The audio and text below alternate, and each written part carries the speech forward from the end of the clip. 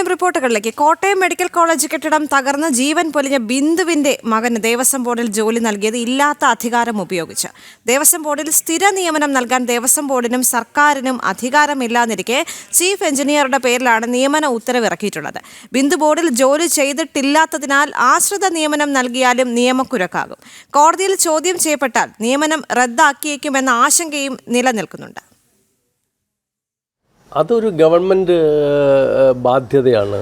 കാരണം മെഡിക്കൽ കോളേജിൻ്റെ കെട്ടിടം ഇടിഞ്ഞു വീണ് ഒരു ആക്സിഡൻറ്റ് പറ്റിയ ഒരാൾക്ക് ജോലി കൊടുക്കേണ്ടത് ഗവൺമെൻറ്റിൻ്റെ ബാധ്യതയാണ്. ഗവൺമെൻറ്റിന് എത്രയോ ഗവൺമെൻറ് ഡിപ്പാർട്ട്മെൻറ്റ് ഇതിന് ഈ ഡൈൻ ആർ സ്കീം അനുവദിച്ചുള്ള സ്ഥാപനങ്ങളുണ്ട്.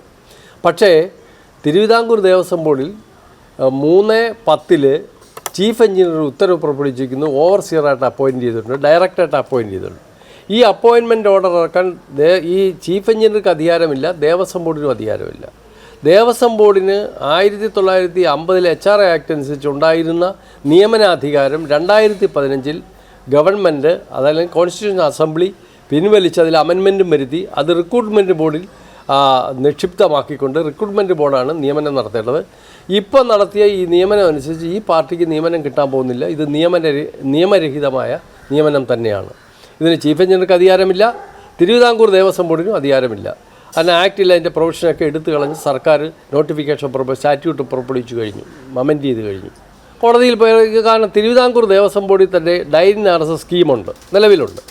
അപ്പോൾ അതിൽ ഈ ഉത്സവാദി അടിയന്തരങ്ങളിൽ അപകടം പറ്റിയവരുണ്ട്, അതുപോലെ തന്നെ ഈ ആന കുത്തിക്കൊന്നവരുടെ ആശ്രിതരുണ്ട്. അങ്ങനെ വളരെ ഹാർഡ് കേസ് ഏതാണ്ട് 150ഓളം പേര് ലിസ്റ്റിൽ നിയമനം കാത്തു കിടക്കുന്നുണ്ട് ഡൈൻ ആർ എസിൻ്റെ. അപ്പോൾ അവരുടെ സീനിയോറിറ്റി അനുസരിച്ച് മൊത്തം നിയമനത്തിൻ്റെ 10% ചെയ്തുകൊണ്ടിരിക്കുന്നത്. ഇതിൽ ആരെങ്കിലും കോടതിയിൽ പോയാൽ ഇത് റദ്ദ് ചെയ്തു പോകും, ഒരു തർക്കവുമില്ല. മാത്രം തിരുവിതാംകൂർ ദേവസ്വം ബോർഡിന് അധികാരമില്ലാത്തൊരു കാര്യമാണ്, ചീഫ് എഞ്ചിനീയർക്ക് ഒട്ടുമേ അധികാരമില്ല. അപ്പോൾ ദേവസ്വം ബോർഡിൽ നടക്കുന്നത് ഇതുപോലെ ചട്ടവിരുദ്ധമായ കാര്യങ്ങളാണ്. ശബരിമലയിലെ സ്വർണം മാത്രമല്ല, വ്യാപകമായി ചട്ടവിരുദ്ധമായ കാര്യങ്ങൾ നടത്തിക്കൊണ്ടിരിക്കുകയാണ്. ശരി, പ്രജിത്ത് മോഹനൻ ചേരുന്നുണ്ട് കൂടുതൽ വിവരങ്ങളുമായി. പ്രജിത്ത്, ഇപ്പോൾ കോട്ടയം മെഡിക്കൽ കോളേജ് കെട്ടിടം തകർന്ന് ജീവൻ പൊലിഞ്ഞ ബിന്ദുവിൻ്റെ മകൻ അദ്ദേഹത്തിന് ദേവസ്വം ബോർഡിൽ ജോലി നൽകിയിരുന്നു, പക്ഷെ അതില്ലാത്ത അധികാരം ഉപയോഗിച്ച് എന്നാണ് ഇപ്പോൾ പുറത്തു വരുന്ന വിവരങ്ങൾ. അങ്ങനെയാണെങ്കിൽ ഈ കുടുംബത്തിന് സഹായം ചെയ്തു എന്ന് പറയുമ്പോൾ ആ ചെറുപ്പക്കാരന് ഇത്തരത്തിൽ കോടതിയിലെത്തുകയാണെങ്കിൽ ഇത് റദ്ദ് ചെയ്യാനുള്ള ചില സാധ്യതകൾ കൂടി കാണുന്നുണ്ട് എന്നൊരു കാര്യവും കൂടി ഉണ്ടല്ലോ. അപ്പോൾ ഈ ചെയ്ത സഹായം എന്ന് പറയുന്നത് അതൊരു നിയമക്കുരുക്കിലേക്ക് കൂടി അദ്ദേഹത്തെ കൊണ്ടെത്തിക്കുമോ എന്നുള്ളൊരു കാര്യം കൂടി ഉണ്ടല്ലോ.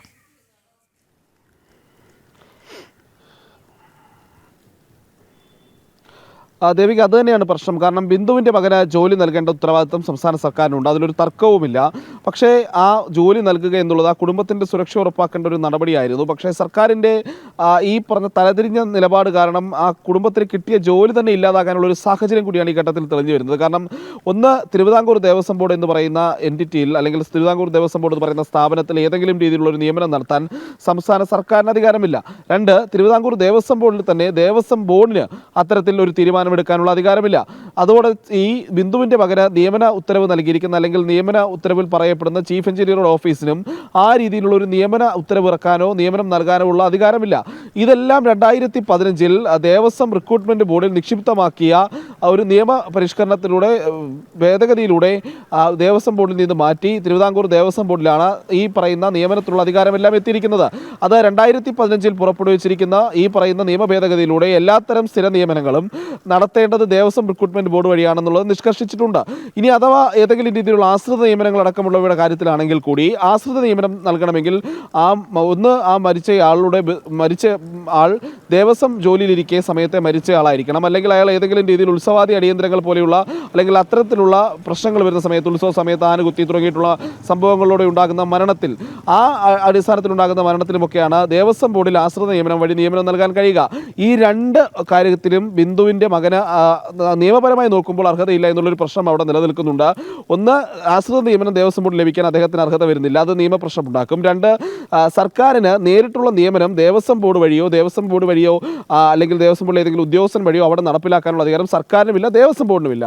അത് ഡയറക്റ്റ് നിയമനമാണ് ബിന്ദുവിൻ്റെ മകന് നൽകിയിരിക്കുന്നത് എന്നുള്ളത് അദ്ദേഹത്തിൻ്റെ നിയമന ഉത്തരവിൽ 3/10/2025 ഇറങ്ങിയിരിക്കുന്ന നിയമന ഉത്തരവിൽ അദ്ദേഹത്തിൻ്റെ സ്കെയിൽ അടക്കമുള്ള കൃത്യമായ കാര്യങ്ങൾ വിശദീകരിക്കുന്നുണ്ട്. അപ്പോൾ അത് ഒരു ഡയറക്റ്റ് നിയമനമാണ്, ഏതെങ്കിലും രീതിയിലുള്ള താൽക്കാലിക നിയമനമോ ആശ്രിത നിയമനമോ അല്ല, ഡയറക്റ്റ് നിയമനമാണ് നൽകിയിരിക്കുന്നത്. അത്തരമൊരു നിയമനം നൽകാൻ ദേവസ്വം ബോർഡിന് അധികാരമില്ല. അപ്പോൾ സ്വാഭാവികമായും ആരെങ്കിലും ഇത് കോടതിയിൽ പോയി ചോദ്യം ചെയ്യുകയാണെങ്കിൽ ഇത്തരമൊരു നിയമനം നൽകാൻ ബിന്ദുവിൻ്റെ മകന് ഇത്തരമൊരു നിയമനം നൽകാൻ തിരുവിതാംകൂർ ദേവസ്വം ബോർഡിൽ നൽകാൻ ഓപ്ഷനില്ല എന്നുള്ളൊരു സാഹചര്യം വരികയും ഒരുപക്ഷേ ഈ ജോലി തന്നെ നഷ്ടമാകാനുള്ള അല്ലെങ്കിൽ ആ നിയമനം റദ്ദാക്കാനുള്ള സാഹചര്യം ഉണ്ടാകും എന്നുള്ളതൊക്കെയാണ് ഇപ്പോൾ ആശങ്കയായി നിലനിൽക്കുന്നത്.